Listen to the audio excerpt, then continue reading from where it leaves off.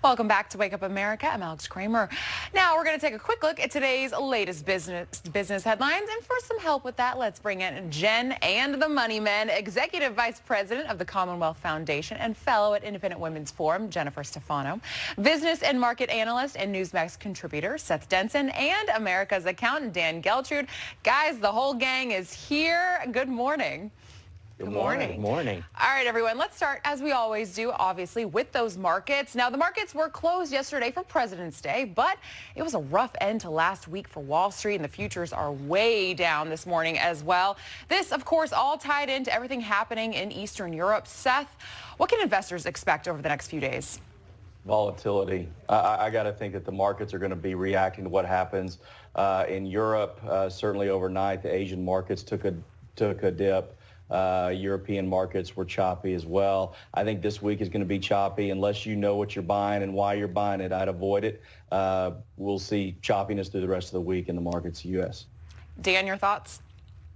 Yeah, I agree. I think with so much uncertainty happening over with Ukraine and Russia, investors are going to be very concerned because if there is an invasion, and it looks like there will be, significant increases in energy costs, that will translate to more inflation. That is not good for us. No, we do not. I do not want to hear that. Nobody at home wants to hear that either, Dan. All right, well, we're already seeing oil prices surging over the Ukraine crisis. Oil is almost at $95 a barrel, and the average national gas prices is $3.53. Jennifer, is this even worse than what analysts may have even predicted?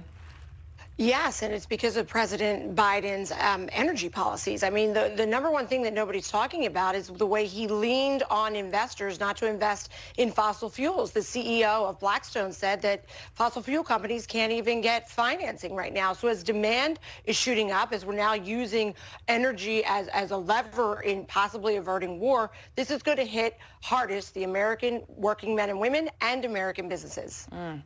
All right, how about this? This story nobody wants to hear. A new strain of bird flu is now breaking out in chicken flocks in several states. Dan, with recalls and tests being ordered by the USDA, when, the average American goes to the grocery store, what can they expect and how will this affect them?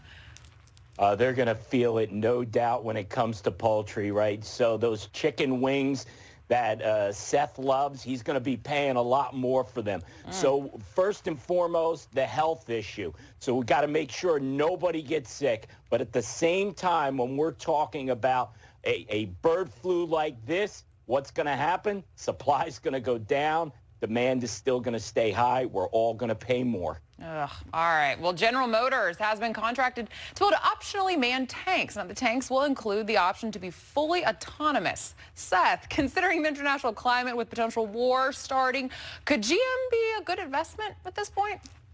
I wouldn't use this as a singular reason why you might invest in GM. I have been watching GM. It's down year to date, but it's up over the last year. A long span, it's up as well. And GM historically pre-pandemic paid a dividend. I'm a big advocate of dividends. I always say an investment isn't really an asset unless it's paying you or you sell it. So I'm watching GM, but I'm not ready to pull the trigger on it just yet. Okay. All right. Well, let's stick with GM for a second. Now, the car maker petitioning for permission to release a zero-emission electric vehicle that could replace things like Ubers and taxis. But get this.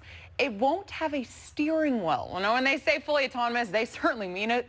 Jennifer, we kind of saw what happened with Tesla and their autonomous vehicles. Is this a good idea? Do you think it'll work? Yeah, look, the world would be a safer place if there were no steering wheels and humans weren't operating cars.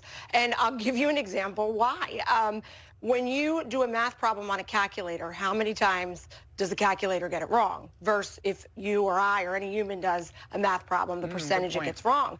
I do think there's a lot of concerns around AI, but I think a world where there's no human error in driving could be a very good and safer world. Other problems will occur, but I think it's a positive thing. Oh, interesting. It's going to make for some boring NASCAR, though, Alex. I will say that. The Daytona 500 this past week, I really enjoyed watching it. NASCAR without steering wheels could be kind of interesting to watch. Yeah, but for moms who've got to get 5 kids to 5 different locations, it's like the dream. Throw them in a car and just say, hey, head to Girl Scouts. Yeah, boom. All right, so let's take it to the sea. Now, the world's largest cruise ship is hitting the seas, measuring almost 1,200 feet in length. The Royal Caribbean's Wonder of the Sea is a massive cruise ship, including 18 decks, and can hold over 9,000 people. Seth, considering the struggles of the current cruise industry, is now a good time for the biggest cruise ship ever to launch? Well, I don't know. The timing is really what it is on this. This order went in for this ship in 2016, long before we were ever talking about coronavirus. And so eventually it gets delivered. You got to put it out there. I will say this. The Denson family is big on the cruises. We've had 3 canceled over the last couple of years. We were originally scheduled to be on this ship, but we opted to go with another ship. We will be leaving out the same week. Hopefully, fingers crossed, we don't get canceled. Ooh. I really hope you can go. I've actually never been on a cruise, but Seth, I really hope you can make that one. All right, so Krispy Kreme and Twix, I'm a little excited about this one. They launched a new lineup of donuts now through March 6th. You can grab 3 caramel cookie bar-inspired treats. Jennifer, this is actually the first time that Krispy Kreme has collaborated with a candy brand. Do you think this is a good move, and will you be picking one up? Yeah, so first, thanks for launching this right during Lent, Twix and Krispy Kremes. Not helpful, right during Lent. But second, look, Krispy Kreme sells 20 million donuts a year. Twix sells 161 million candy bars. Ooh. This is a great boon for Krispy Kreme, and there has to be something in it for Twix. I imagine it's a lot of money. But yeah, no, this is an absolutely smart brand move. It's an interesting one. Twix wouldn't be the first candy I'd jump to, but 161 million bars sold each year. You can't argue with that. Not too shabby. All right, guys. Thank you so much, Dan Geltrude, Jennifer Stefano, and Seth Denson. Always a blast to have you guys on. Thanks for having us.